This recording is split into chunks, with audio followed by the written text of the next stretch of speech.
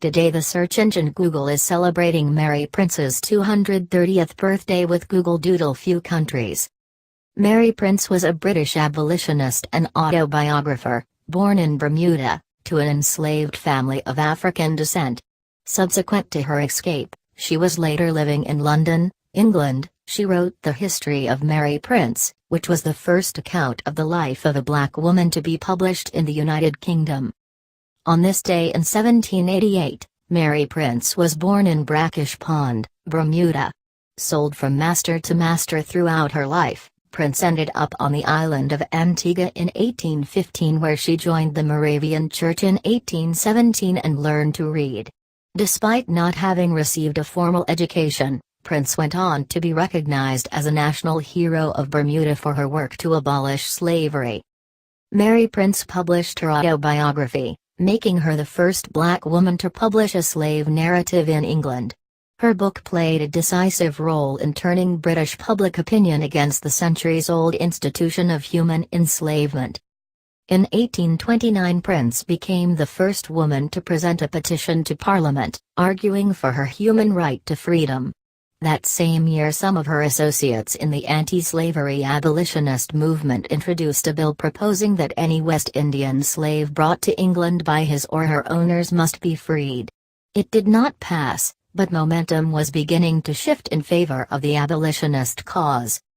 Belonging to the genre of slave narratives, this first-hand description of the brutalities of enslavement, released at a time when slavery was still legal in Bermuda and British Caribbean colonies, had a galvanizing effect on the anti-slavery movement. It went through 3 printings in the first year. Prince had her account transcribed while living and working in England at the home of Thomas Pringle, a founder of the Anti-Slavery Society.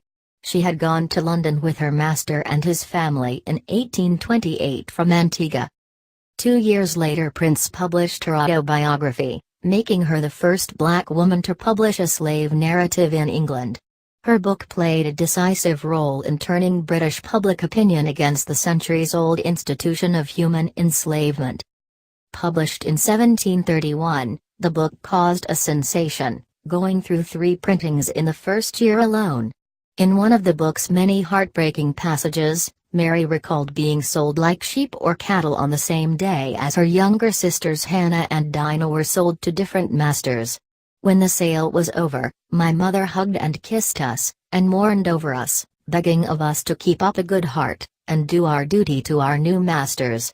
It was a sad parting, one went one way, one another, and our poor mammy went home with nothing.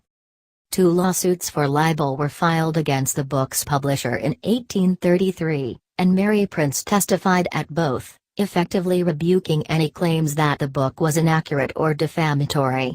After that, there is no record of her movements. She may have stayed in England or returned home to her husband in Bermuda. On August 1, 1838, some 800,000 slaves living in British colonies throughout the Caribbean were finally set free, following the passage of Great Britain's Slavery Abolition Act, which was passed by Parliament 2 years after the publication of Mary Prince's book. Happy birthday, Mary Prince! Thanks for watching. Please like, share, subscribe and comment.